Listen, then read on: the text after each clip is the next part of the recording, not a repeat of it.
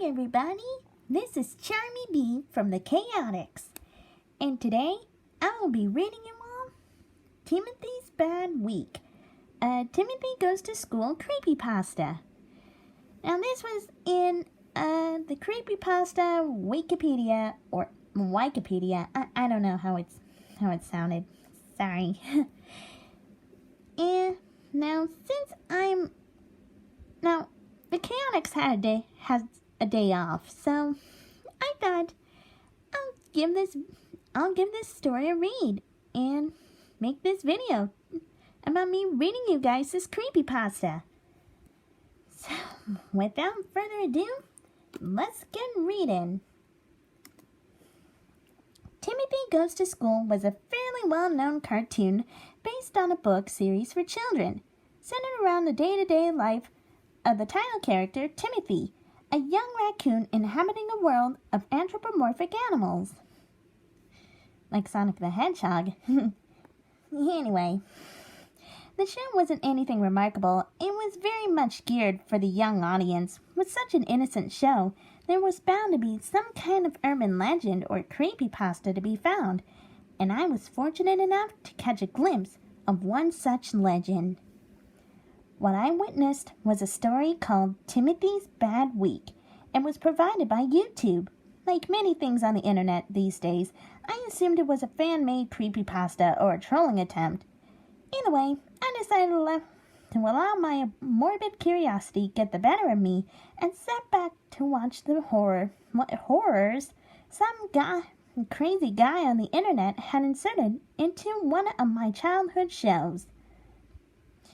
I fully expected a YouTube poop style run crammed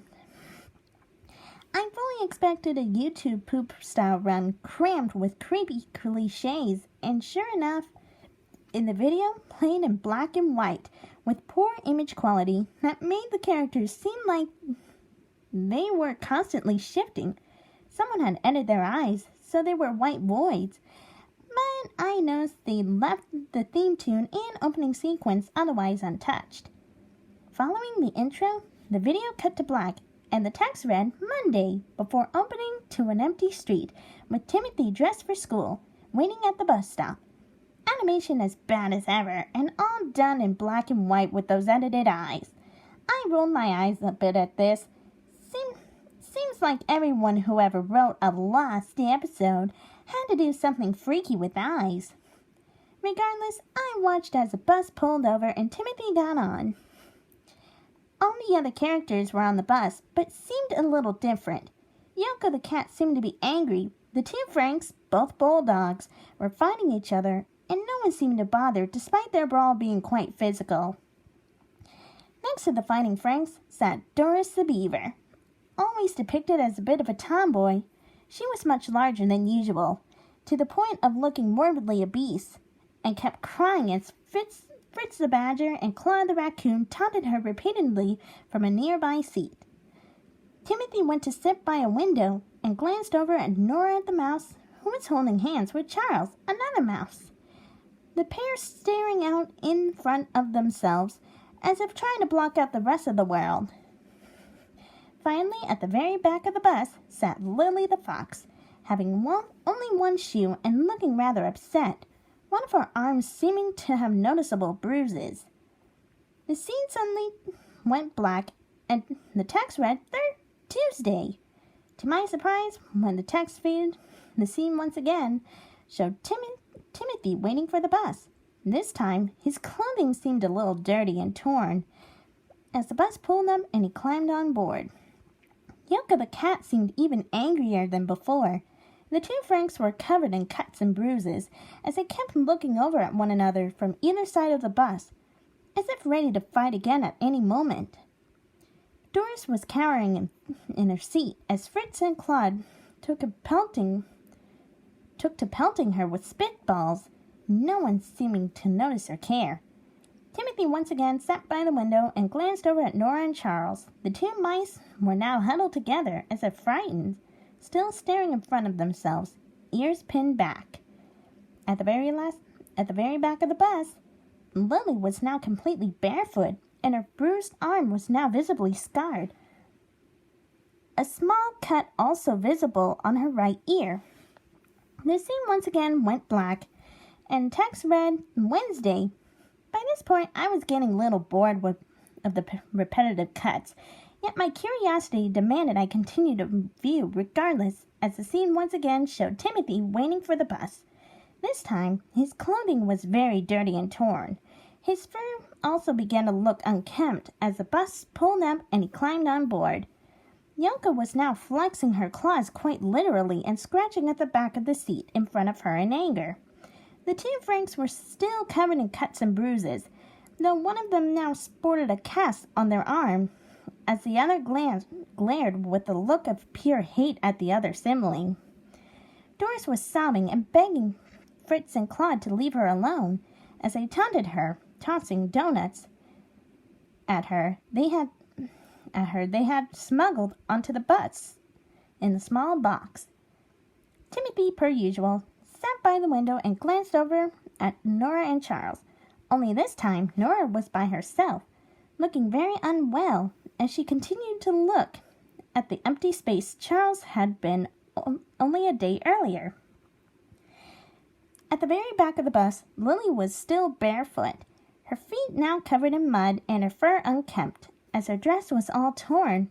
Her scarred arm now laying limp, and as one of her ears now had a large chunk missing. The scene went black once more, and text read Thursday. I have to admit, at this point, it was a little unnerving. Whoever had made this YouTube prank sure had a lot of time to waste. Then again, I guess I was no better as I continued watching. The text faded to reveal Timothy waiting for the bus again. Yet again. This time, his clothing was practically falling off him, and his fur looked like it was extremely dirty and unkempt. Once again, the bus pulled over and Timothy climbed in. Yoko was nowhere to be seen. The two Franks were now down to one, who was covered from head to toe in vicious-looking scars and trembled uncontrollably, muttering to himself. Doris was catatonic, as Fritz and Claude sat quietly, looking away from her and seeming to lower their heads every now and then in a state of great shame.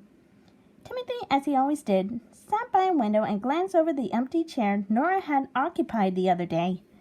When he noticed she was gone, Timothy turned to Fritz and Claude for the first time, the pair once again lowering their heads as if to avoid his stare. At the very back of the bus, Lily was covered from head to toe in mud, cuts and bruises. Her clothing was shredded and her right ear was now bandaged, and she had taken to rocking back and forth, singing, Kookaburra sits in the old gum tree, Mary, Mary, king of the bushes he. Oh, sorry, I got a little distracted. Anyway, this was when things got very strange. Even my creepypasta standards, the Kookaburra Sits in the Old Gum Tree song continued to play over and over as the scene turned to black and text read Friday.